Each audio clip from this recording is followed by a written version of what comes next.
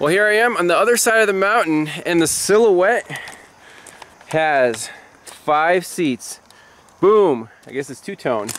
We got them from this guy here, a 94 Silhouette that has about the same miles on it. Hey, it's for sale, but I don't want the whole thing. I just wanted the seats.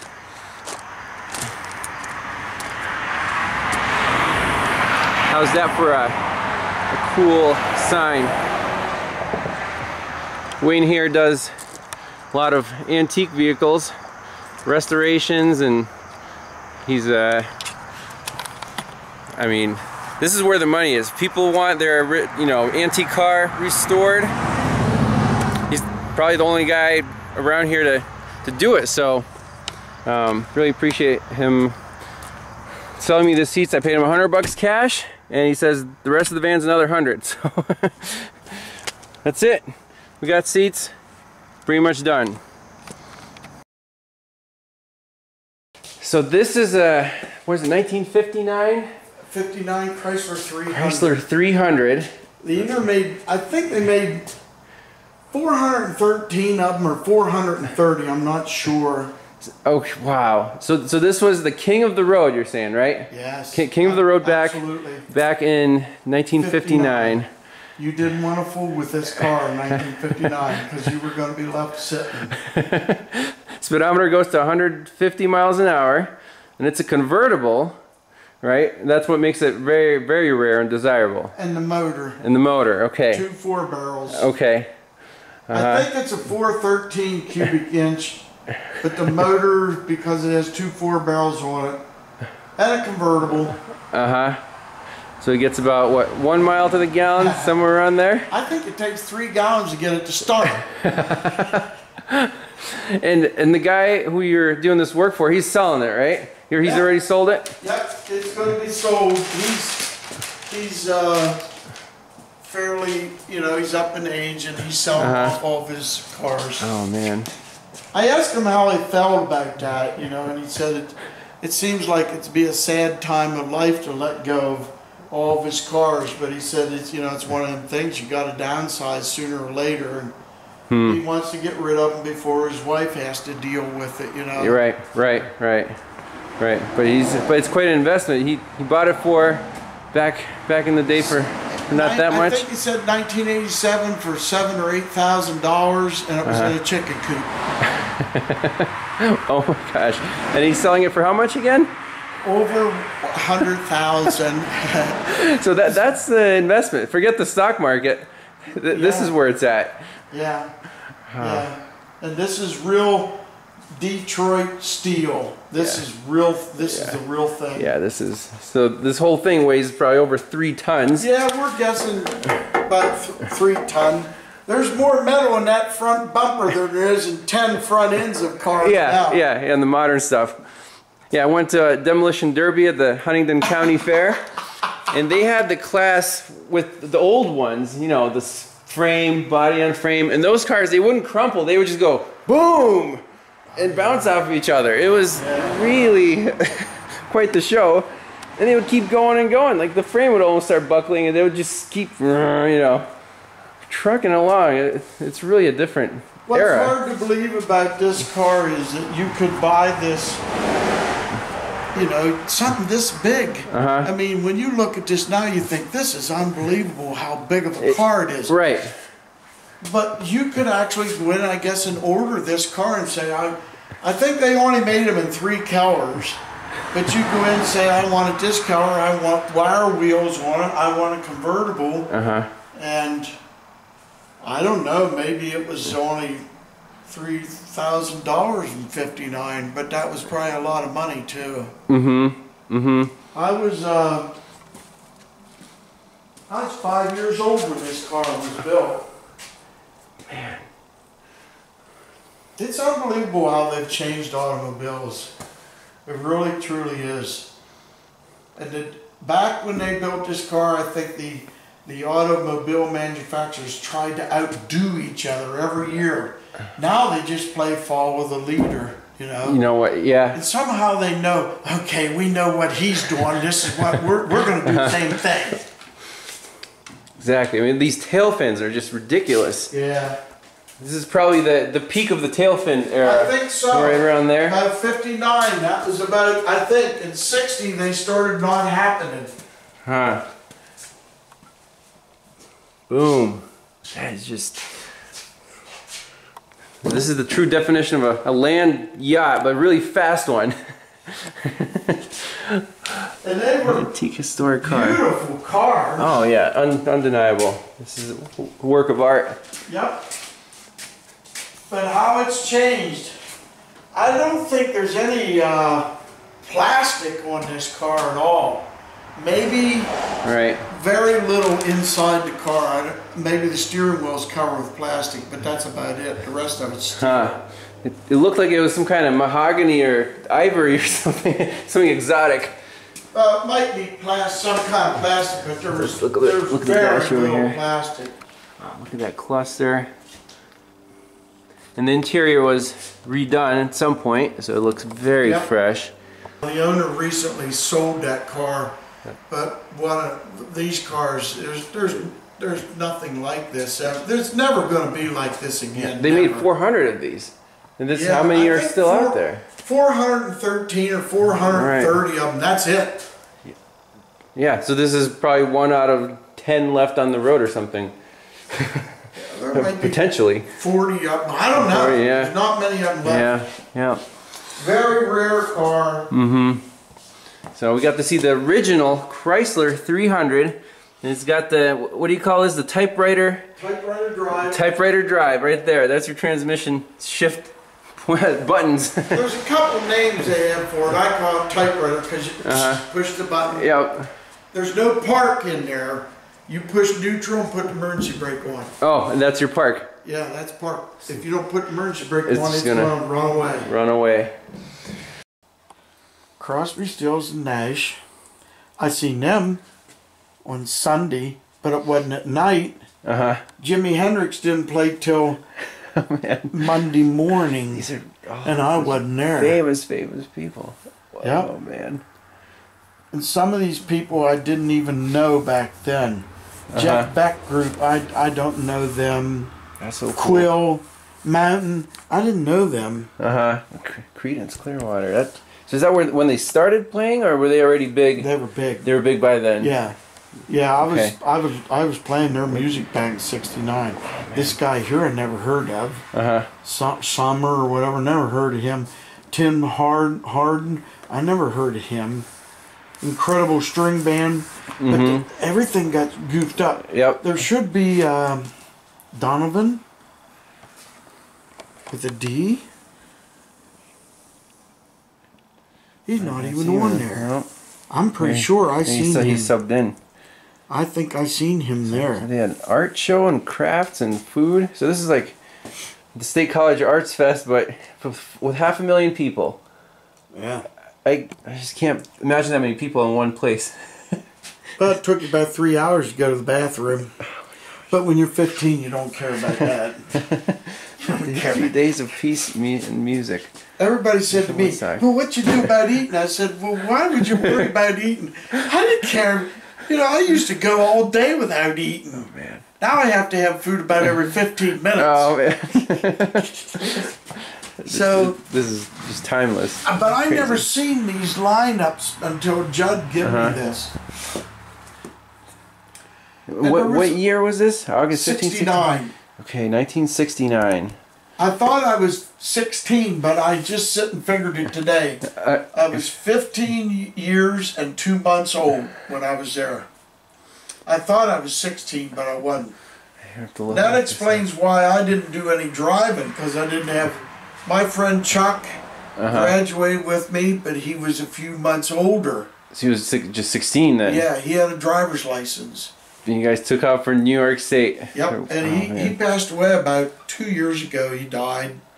And there was a third guy named Bill that was with us. And I never knew Bill's last name. He was from Lewistown. And years later, Bill ended up playing in a rock band I was in, but I still never found out his last name. Man, must be a trip down memory lane. This will never happen again. It was just a freak of nature. All the ingredients came together. I wonder how they advertised for this. Like people from all over the country came, or just regional, or people might like... I think a lot of the people came from New York. Okay. I think. Northeast. I've never met anybody that was there. I met, like, Judd's wife had tickets, but they weren't allowed to go. Okay. I'm going to have to do some research on the Woodstock Festival, Wayne. There's so much of it on YouTube right now. It's on, because it's 50 year. I was over at the doctor's last night reading a music magazine. It's all in there about Woodstock. I'm actually tired of thinking about it. Yeah. Because, you know, I was there and it was a big deal for a couple of years, then it all went away and I forgot all about it. Yeah. And now they're kind of remembering it, which is... Yeah, when you stop and really think about... It's like the journey of a guy's life. I mean, when you stop late at night, I sit in the dark and I think about all that I've been through in my life. 2 long, drawn-out divorces, you know, and an enormous amount of money and kids. And yeah, I mean, time just flies by and you look back and you're like, holy cow, how did that happen, right? Man. Yep. But I just feel so honored for you to like share this with me. It was just really. And then when I come home Sunday night, I was all covered in mud because everything was mud. And my dad said, "How was your all-night bowling? It looked like it was a little rough." I said, "Well, the car broke down." Did he buy it? He said, "You better go up and get cleaned up and go to bed." I thought, I'm going to survive another weekend. Dad's not going to kill me. Oh, man. Fantastic. Jeez, oh, man. Hey, everyone. He's like set back in there. Yep. So the Silhouette finally found a buyer. My friend Rich, Philadelphia. He's got a family, and he needs some reliable family transportation. And your previous van was also a Chevy, right? A Chevy Venture, yeah, in 03. Yep. So all-wheel drive. So this is like the last hurrah. I mean, I'm sure I'll see this van again sooner or later, but we're gonna say goodbye to it for now. It's ready to go. It has my seal of approval, and hopefully Rich enjoys driving it as much as I did.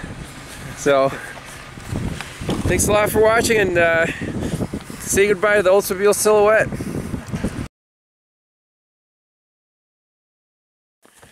Hey everyone, well, I hope you enjoyed the Silhouette Chronicles and the conclusion there. That's it, the van is gone, and the new owner says he is very pleased with it. He loves driving it, and he's down in Philadelphia. He's enjoying it, so that's awesome. That really makes me glad that someone is going to put it to good daily use like it deserves to be. The van has so much life left in it, and honestly, the only reason I decided to actually fix it up was because it wasn't too rusty and it had the Buick 3800 drivetrain, which is legendary. So I'm like, this is too cool to scrap, so why not make a little project out of it? And now it's in good hands, and I hope you enjoy the series. I just wanted to go over the actual list of things that I did to the van, because I know there's going to be questions. Ivan, how much time did you spend on this thing? How much did you spend on parts? Well, let's take a quick look. So I put everything together in one list here. Parts and labor. So starting with the engine and transmission, we had the misfire, replaced the ignition coil, replaced the serpentine belt, did a flush on the transmission that seemed to fix it mostly, the delayed engagement.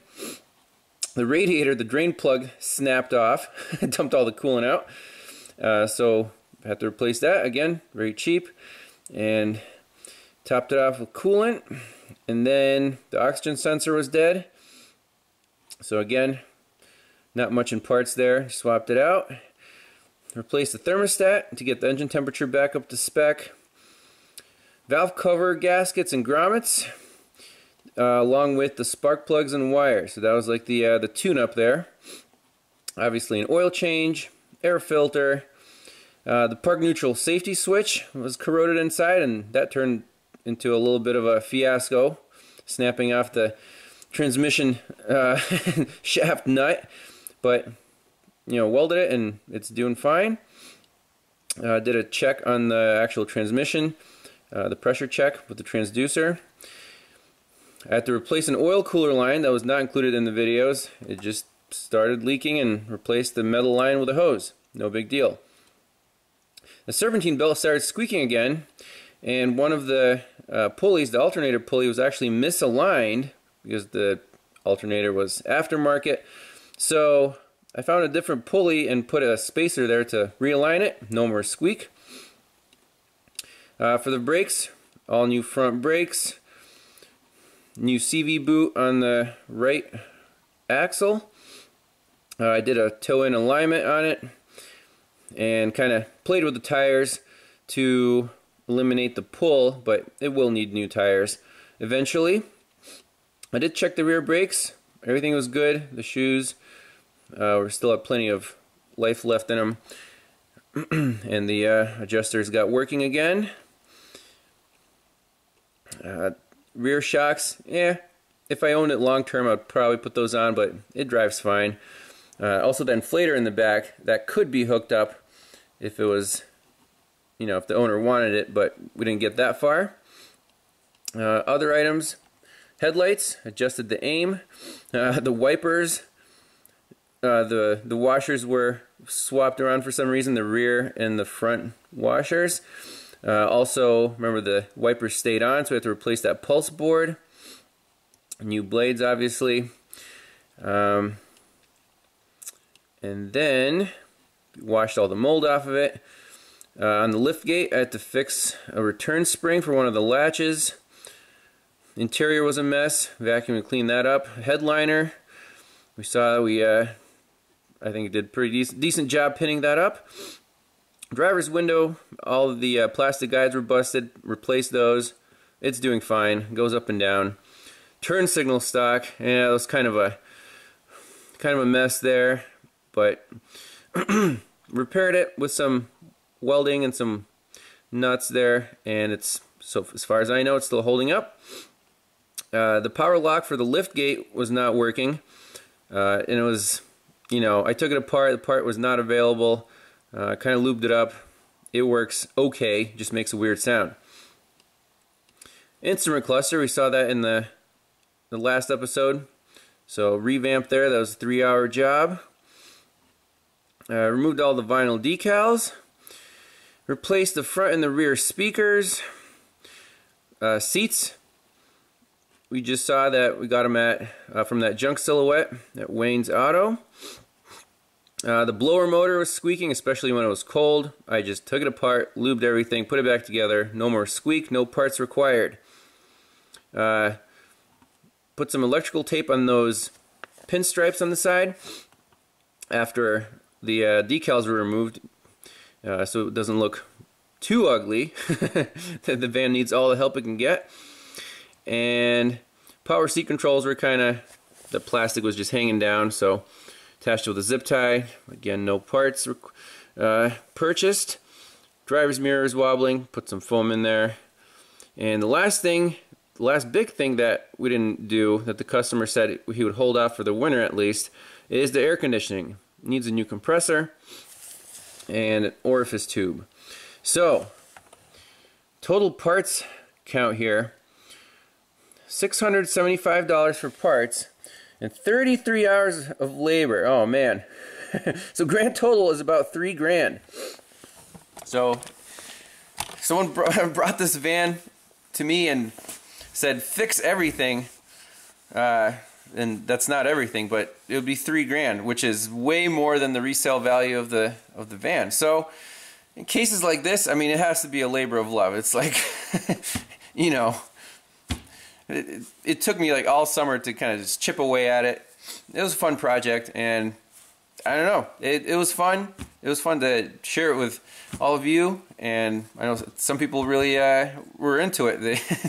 They you know, commented on the videos, and they they couldn't wait to see the van like back in action, you know, save it from the crusher. But you might ask, how much did I sell it for? I sold it for $1,700. He's a good friend, and he needed some budget, reliable transportation. I'm like, you know what? My wife's giving me a hard time. We got too many cars out here in the lot, too many junkers. So I'm like, you know what, Silhouette, it's your turn to go and you know, serve your purpose with another owner. So she was happy about that and earned a little money on the side. So again, thanks a lot for watching, and we'll see you in the next one. Bye-bye.